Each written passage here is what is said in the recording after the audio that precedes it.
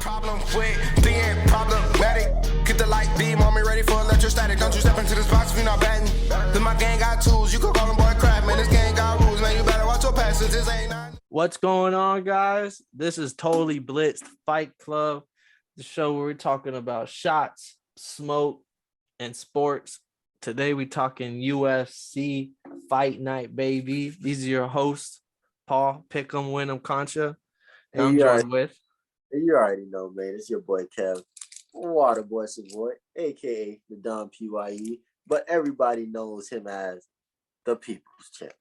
And hey, man, I'll shout out to all my boys that eat right Twix. You feel me? Hey, somebody got me a Twix ice cream bar because I'm a real nigga. Oh, that's an ice cream bar? Oh yeah, come on now. This shit I thought it was kind of big. I thought maybe it was a king size or something. Those ice cream can't, like the Snickers, Twix, all of them, they're gas. They're all good. Oh yeah, that shit. I never, and it's cookies and cream. So like I never. This shit's about to go crazy. But Paul, man, tell me, man, you got me watching UFC on a week-to-week basis because the podcast. I be on the podcast, and then when I rewatch the episode, I'll be like, damn, I gotta watch. I can't wait to watch some more UFC because that's how we've been talking recently. So what's going on this weekend, man? Who am I gonna get watched to get slept this weekend? Honestly, with this card, there's gonna be quite a lot of people going to sleep, man. We got some vets, some old vets who ain't got chins. We got some young bulls who just like to bang. We got the headliner Curtis Blades, Chris Daukaus, the big boys heavyweight showing out. So you know those heavyweights don't like going for a long time. So this card, honestly, I looked at it at first. I was like, that man, UFC London, you can't hold a candle to that. Like, how are you gonna follow up London? The more I dug into this card, the more excited I got about it. So like, prepare for a show this Saturday in Columbus, Ohio. UFC's putting on a banger for you. You know the boys get down in Ohio from what I heard. Oh yeah, the jaw lines, the heads. Joe You know a person's from Ohio. You seen Joe Burrow with the stick. That's Ohio. That's Ohio born and bred. That's true. They do breed some champions out there. You seen AJ Hawk? That's Ohio born and bred. I still don't know how he's a Ryder Cup champion. How do you sneak onto that golf championship? I still don't understand that. That's AJ. That's the Ohio for you, baby. You know he got 30 tackles in multiple games in high school, and then he forgot because the motherfucker was playing. I think he played kicker and quarterback, and running back too. That's always so crazy to hear when you hear like this, like not a random football player, but there's a football player on a team, and then all of a sudden you hear, oh, back in high school he was also the safety, the punter, the kicker, and the quarterback. It's like, damn, like geez, like I thought my school had some crazy athletes. Like fuck. But let's talk UFC, man. We could talk Pat McAfee WrestleMania, but we'll say that for another episode. Yeah, boy, we gotta save that one. That was gonna be crazy. But UFC. First fight on our deck. This is the one that I think is actually this one start. Like I think every first fight in these past cards has started off with a bang, and this one's gonna follow that trend. You got Mark DeCasey versus Borschchev, and what is this? A lightweight fight, very even. I think the odds are both like a pick'em right now, so that lets you know that this isn't gonna be some one-sided fights like we've seen in some past ones. I'm liking Borschchev. Where's he from? He's a Russian fighter. You know them Russian boys like to throw down. They be fighting bears for fun. They really do, man. But I like Borschchev too. He's like a kickboxer. He's got like incredible striking. He came over from some kickboxing promotion. He was 18-2 over there. He came off of Dana White's Contender series, so he in 2021. So he's like a new talent. He's 6-1 right now in professional MMA. I'm like his feet, like his hands, his feet, everything about him. He's fast, even though he's a little older. He should have came over probably a few years ago, but man, like he has that KO power. And then, but the Casey on the other side, he's seen a lot more MMA. He's 14-5.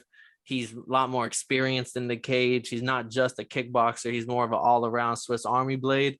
I love me a kickboxer, but kickboxing, But when it comes to a dude that black belt in BJJ now, you gotta get be him down careful. on the mat, that might be an issue.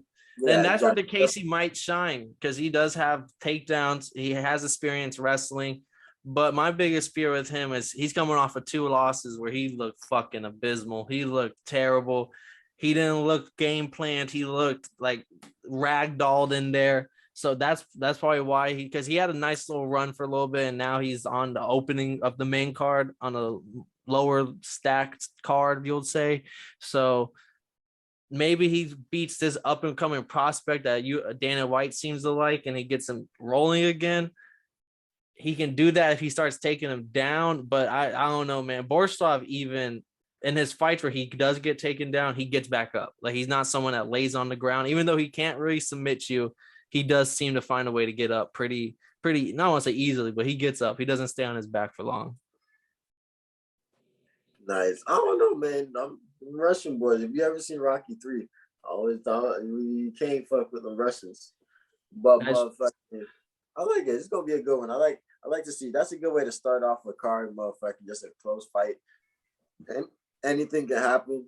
What do you like? You like it to go decision, or you think somebody's getting submission? Give me Borschchev. I like him to win this fight. It's basically a pick 'em, so the odds are real good. I'm pretty convinced he's gonna win, but this is one of those fights where if he does get taken down, and it's just one of those slow, drawn out 3-round boring fights because the other fighters just taking him down, no real striking involved. Maybe he loses off of points, but I just think his KO power is legit, and Daukaus just hasn't looked that good. I expect Borschchev to win. Probably look for a KO in the second round or for I expect a KO here. Even if it does go all the way, I still expect him to win. He said if it does go all the way, I'm expecting a KO in the parking lot. Yeah, I could be wrong. You never know who's wrong till come Saturday night, and that's why I love UFC. Nice. Hey, what time does this card start? Do you know? This one starts at 4. Main card starts at 7 Eastern time. So a little bit earlier if you're living off in Cali or something. But our next fight here, so we had some younger talents open us up. Second fight, this might honestly be the most bouts in UFC history into one fight. We have Latifi versus Aleksei Oleinik. Oleinik, 59 wins, 16 losses, and a draw. He's looking to make his 60th win tonight. And then Latifi, 16-8. Man, there's 60, 76. There's about 100 fights here on the table. That's in UFC fights. Yes. Oh, not UFC fights, professional MMA fights. But I will Oleinik, he didn't come to UFC till about 2013. But all those other promotions pre-UFC, I was like, if you've been following MMA for a while, you would know there were some of these other promotions where he was fighting Chael Sonnen in them. He was fighting Thiago Santos, who's ranked light heavyweight top 5 right now.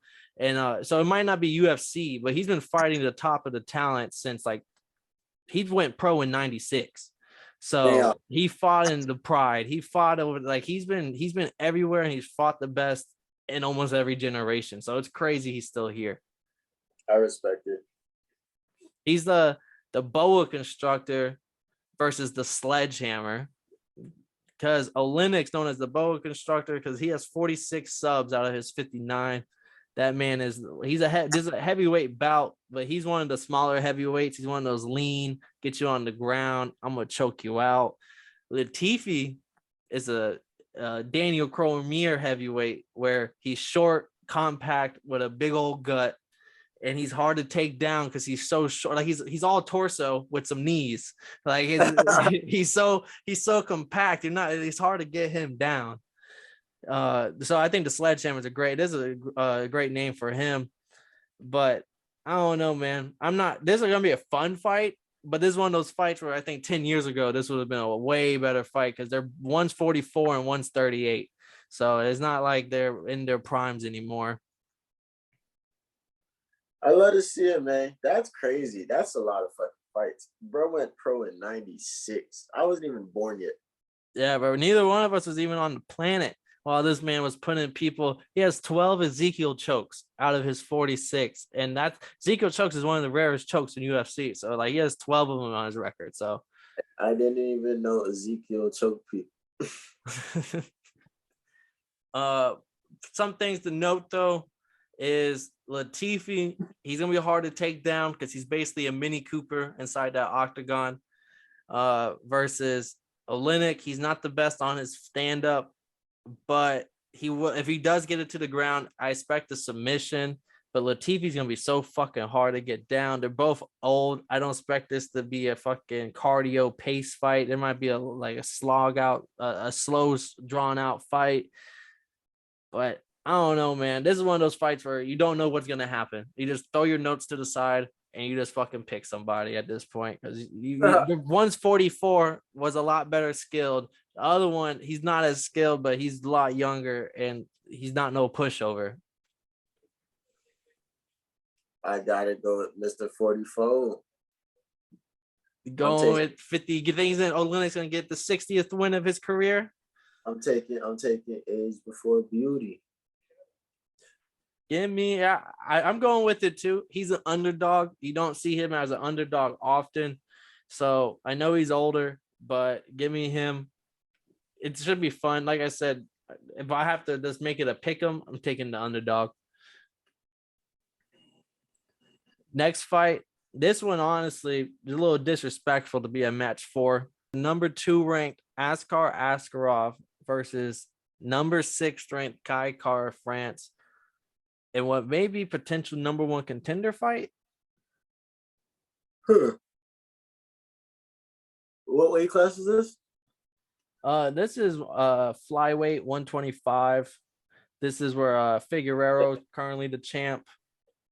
Oh, after he beat Moreno. Yeah, and they're running it back for a 4th time. That's why I think maybe this is a number 1. Whoever wins this fights the winner of this that quadrilogy fight. Yeah, or whatever. It's gonna be tough. It'll be tough to figure out a way to make him fight 5 times. Yeah, unless it's a draw, then I'm like, it has to be a nice draw. Like it has to be like, oh my fucking gosh, these motherfuckers. Yeah, because in my personal opinion, I think Askarov deserves a shot. I mean, he's 14-0. His 1 draw coming against Brandon Moreno, who's a former champ and currently fighting for the belt again. And his last fight was against Joseph Benavidez, who's coming off of 2 back-to-back title shots against Figueroa. So, and he decimated Benavidez. I mean, completely tore him apart the whole fight. Pretty overwhelming win. So, if anyone's worth the title shot after Moreno, whoever wins it, I think it's Askar Askarov. If he can beat this upcoming star, Kai Kara France from New Zealand, another kickboxer out of there. Like, I don't know, New Zealand's over here, just the kickboxing factory. We had Izzy and Dan Hooker. And then like a year later, here comes Kai Kara France, and he's been kind of surging up the ranks. Interesting. What is this? This is gonna be an interesting one because I will say, like, Kai Kara France, he's fast. His nickname is Don't Blink for a reason because he will knock you out. Yeah, he just coming off a big 1st round KO against former champ Cody Garbrandt, who, I mean, Garbrandt is a former champ. He's a good name to have on your resume, but Garbrandt is he was like Dan Hooker. Like, he's fought a lot of people, a lot of high talent people. He's been in a lot of wars. He has a lot of wear and tear on his body, and he just moved down to 125 to kind of change his career for the first time after all that wear and tear. And then he gets knocked out 1st round against Kai Kara France. And it was like, to me, it's like, take it how you see it. Like, it was a different weight. It's a different body, different person, basically.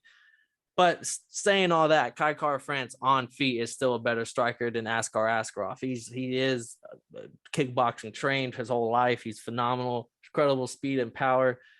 But Askarov is like, his grappling is just phenomenal. Like, that's just like, if and when it hits the mat, and I think Askarov can make it hit the mat anytime he wants it to. So it's kind of up to his game plan. Is he going to come in here and try to box with Kai Kara France, where he's kind of his ego gets in his way?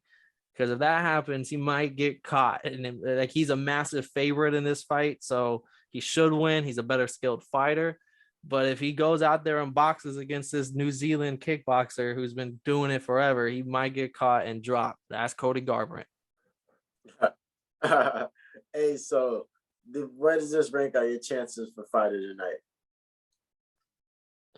It has, so if it goes out, if he goes out there and just tries to show Kai Kara-France I can beat you in what you're best at and kind of does break his morale, it could be fight of the night. But if he comes out here, feels it out, realizes, okay, let me not play with my food and let me just take it to the ground every time, then it might just be a boring one of those, like you're watching someone just get decimated because one guy's just way better grappler than him. And you're kind of waiting for the submission if it happens. So it's a 50. It's how Askarov decides to play it. And that's why I think he's going to win, because whoever has the choice of how to fight their opponent, usually he's the better fighter and is going to win. So hopefully I like him. So I think he should just take it to the ground, get an easy win, just so he can set up a fight with Figueroa or Moreno. I think that'd be a great fight afterwards.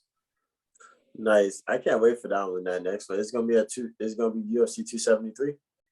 I believe so. Yes, maybe 274, but it is gonna be one of the big pay-per-view fights. That's gonna be a good fight. But that division might be on notice. You got anybody crazy else coming out of that division? That's what I'm gonna say. Kai Kara-France, though, I can't just write him off because he has beaten like a lot of people. His only 2 losses come from Brandon Moreno, who we've talked about numerous times at this point, and his other loss is Brandon Royval, who's like a top 10 ranked guy, and he's just a phenomenal wrestler. So he's young. So he kind of like Izzy, if he refines his takedown defense and he refines how to get back to his feet, come back to me in 5 years and Kai Kara-France might be the face of this. Because let's say he wins this fight after beating former champ Cody Garbrandt in a first round KO, and then he beats the number 2 ranked guy. He's already ranked top 6. So he's just going to skyrocket if he wins this one. So honestly, I think these are both the future of the division. They're just having to fight each other right now. That's for bragging rights. Yeah, like I'll see you now, but meet me at the top. I respect it. This is gonna be a good one. I'm looking forward to this one. I think mostly. This next fight, though, the reason why I couldn't give that one fight of the night is because this one here I think is gonna be fight of the night, and it's 2 unranked guys. But don't take nothing away from these 2. You have Matt Brown, who's just a legend, 41 years old. He has 25-18. He's one, like, don't let his record fool you. He's fought against the best and he's beaten a lot of the best, versus Brian Barberena, kind of a tongue twister there, who's both of these, bro. Like, this is going to be the banger on the low. I don't care about rankings. These are just 2 guys who want to inflict as much damage on each other as possible. And they don't care if they have to take a shot or 2 to get it. Hey, so them boys gonna be throwing them things. Hey, bro, Matt Brown, 41, but that elbow, I look at his highlights. That elbow is proficient, and it finds you, man, and it busts you open. His last fight, he actually fought in Columbus before. Last time he fought in Columbus, KO with the elbow. And he likes to bang. Like, he reminds me of Cowboy Donald Cerrone, who he has a lot of skills in the arsenal, but his favorite thing to do is just go out there and like brawl. He makes it an ugly fight. That boy said, "This is how a king fades. we throw hands. We don't do all that extra shit." Yeah, hey, bro. 2012 to 2014, he didn't lose a fight. He climbed the rankings, fought Robbie Lawyer. He got taken apart. Hasn't looked the same since. But he did just come off a win against Diego Lima, one half of the Lima brothers, and he retired Diego Lima. So that says a little bit. Like, he did look pretty good in that last fight. But I don't know, right? That's a lot of wear and tear on the body. Like, just like I've been saying, like, if you're older and you've been in them brawls, your body ain't the same no more. But on the Barberena's side, I don't want to I love Matt Brown. I could talk about him forever. But Barberena, what I like about him is he is 7-6 in the UFC, but 4 of those 6 losses is to Colby, Leon Edwards, Vincent Luque, who's top 5 ranked, and then Randy Rude Boy Brown, who's top 10 ranked. So these are all 4, like, these are okay losses. I understand, like, these are champion contenders and really high ranked guys. When you say Kobe, you mean Covington? Covington, yeah, and Leon Edwards, who's fighting for the title now, and then Vincent Luque, who's probably going to fight for the title, who's higher ranked than Leon Edwards, and probably will fight after whoever wins that one. So, like, not all losses are the same. So yeah, he's 7-6, but those are not bad people to lose to. It's hurtful whenever I see somebody be losing to Kobe, but it'd be like, hey, that is a wrestling ass motherfucker. Like, I understand. And that pace, that wrestling pace is real, bro. They just put that cardio in there. That's the biggest weapon, they say. Like, not only the ground. He has 5 gas tanks. He got one of them RV big old hold 100 gallon. Like, he Gucci. He could take you. You could take you to Alaska, no problem.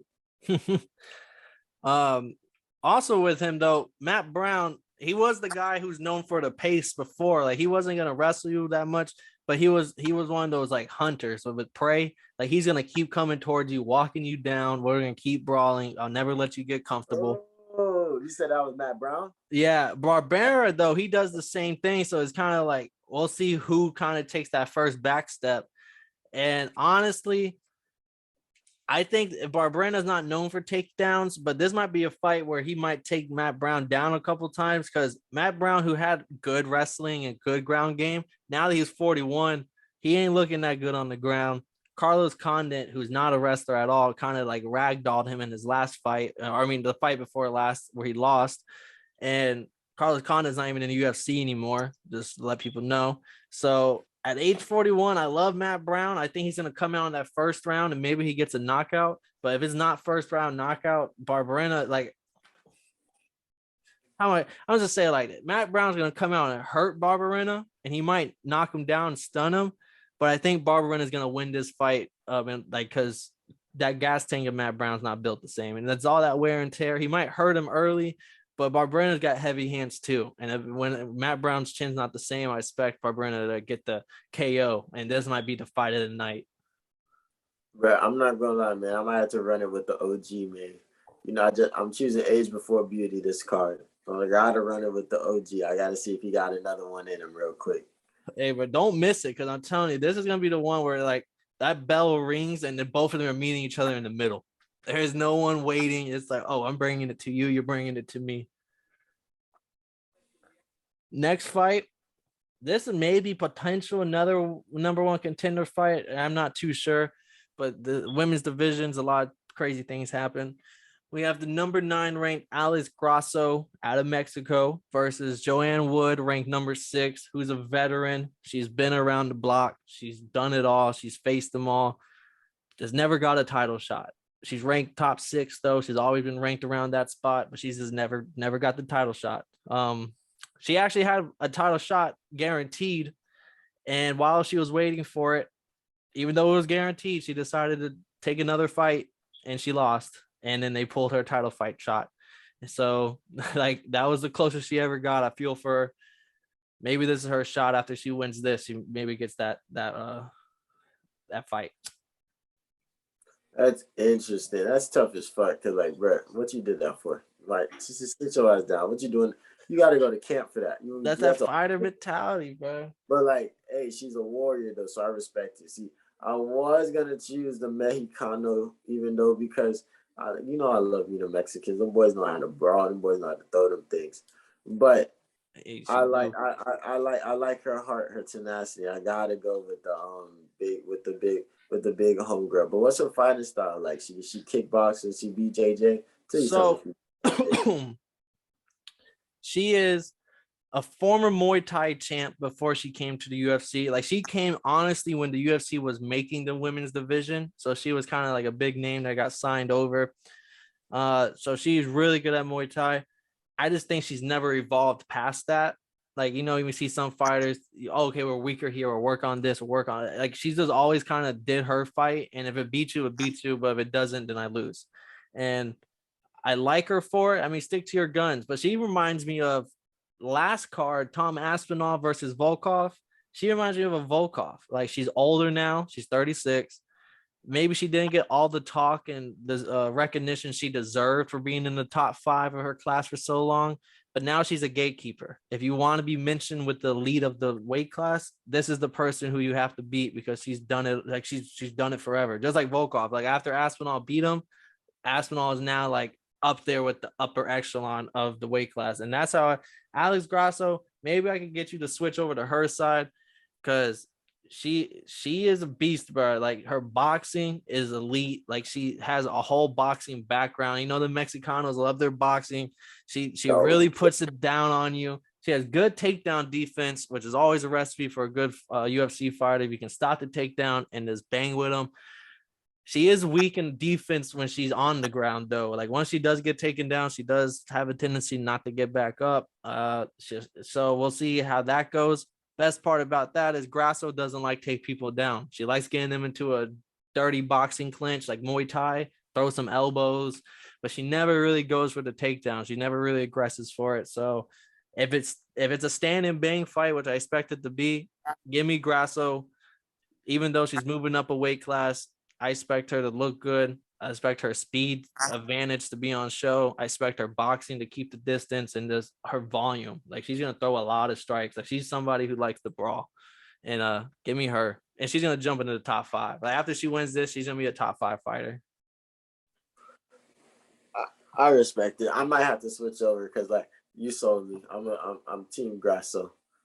Yeah, like if Wood takes her down, which is I would be absolutely shocked if she takes her down. That is her way to winning, but I don't expect her to even be able to get close because Grasso has the speed and she's such a better boxer that I know she's going to be able to keep her distance. Next fight, the main event of the card, the name on the title, Curtis Blades, who's ranked top 4, number 4 in the world, versus Chris Daukaus, number 8 heavyweight in the world. Got them big boys coming out to play today. He out there. He ranked higher than Tavasi, but Shui. I believe so. Interesting. I believe so because he is because it. Oh, maybe not. It might be because the champion's never considered in the rankings. He says champion. Number 1 would be the number 1 contender. So I think maybe Tuivasa might be ranked 3, but I could be wrong. Nice, because I don't know, man. The heavyweight division is kind of nice, man. Every time I see a heavyweight fighter, he's low key been eating. You got M'Baku Francis, Gone.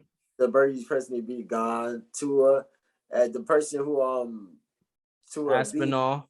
What's the black dude named that Tua was fighting? Oh, Derek Lewis. Yeah, Aspinall, and Volkov was top 5. And these are all the ones I've seen so far, and I've yet to see a bad heavyweight. Like the heavyweight division kind of looking kind of deep. I'm liking them boys.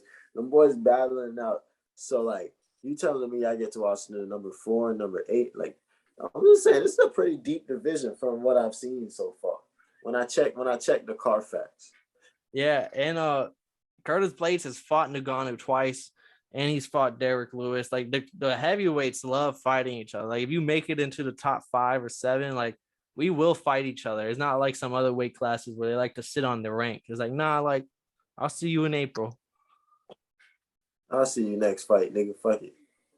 Yeah, hey, I honestly like Curtis Blades. I think he gets a lot of hate because he lost to Derek Lewis knockout and he lost to Ngannou twice knockout. But those are only losses on his whole record. He's 15-3. He is a wrestler through and through. Like I think you'll like him because he might throw a couple hands with you. He might throw something to feel you out. He's gonna use something to set up his takedown. But honestly, he averages 6 takedowns a fight for a reason. He will take you down. He's an elite wrestler. He will maul you. He's 260. He's big. He will stay on top of you, completely work you, tire you out. The only reason why Ngannou and Lewis beat him is because of some uppercuts on the takedown, because he does have a tendency to try to shoot for a takedown way too far. And if you can time your uppercuts and you have arguably the 2 hardest hitters in heavyweight ever in the UFC, and Derek Lewis and Ngannou, they will knock you out. And honestly, I think that's what gives him the bad rap.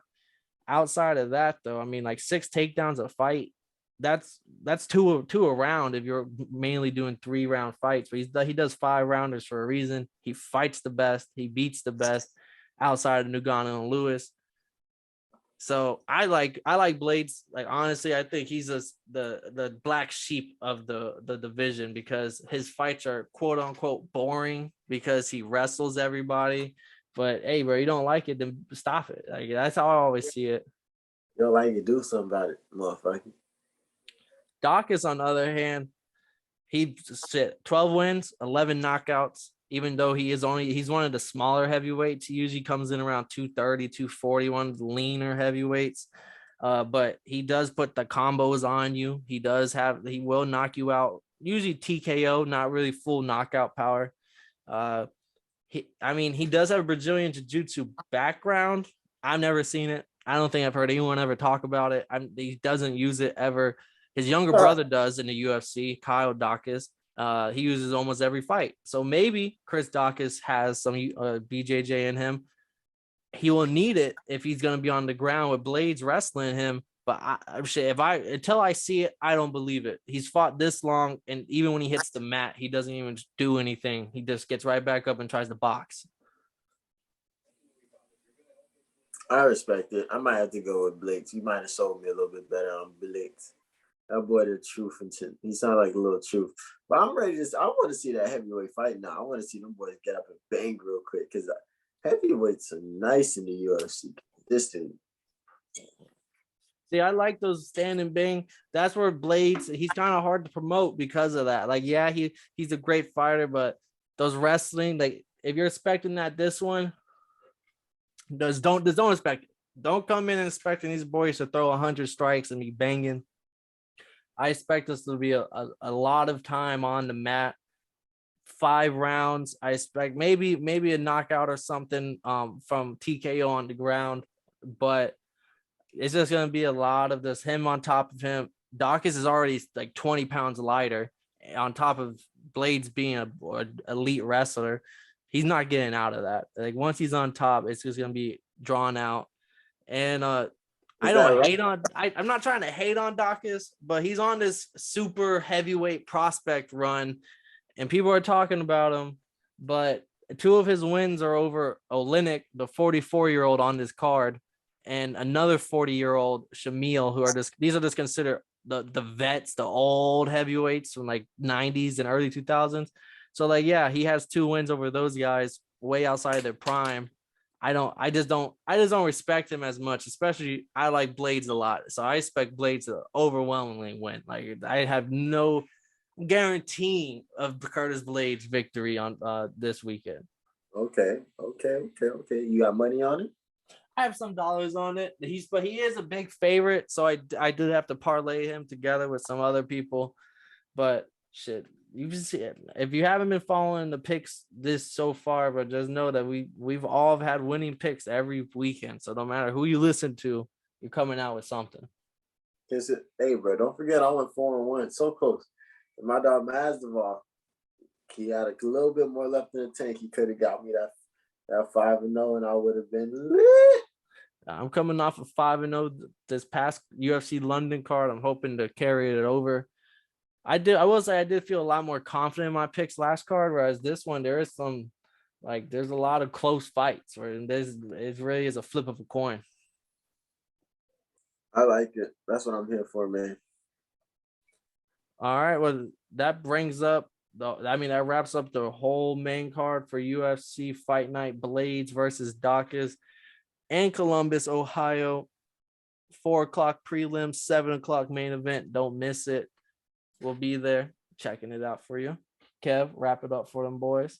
Hey, man, it's totally blitz, man. And if you didn't know, I'm going to let you know right now, it's 11:11. So my wish is that you go have a great day, have a good night, watching some motherfucking fights, and you tune in for the motherfucking recap because we finna be on this bit litty. This is going to be a good one. And you know what's the funniest thing about this shit? I'm going to be watching this while I'm at a motherfucking gala. Ooh. Every fight, too. I'm telling you, I'm going to be dumb clean. I actually got to go find my vest because it's fucking impossible to find a fucking vest in the fucking world. So you got to go to Men's Warehouse or some suit place because like fuck everybody. But don't worry, I'm gonna come up with my own dress clothes store, and it's gonna be called Fuck All of Y'all. I know. Boutique and stuff more. But hey man, this has been a Totally Blitz Fight Club Friday, boy. Hey, thank you for joining us, and we gonna catch you down the recap. Out the medicines. We've been on that rock star regimen, knowing that I'm heaven sent, higher than I ever been. I got a problem with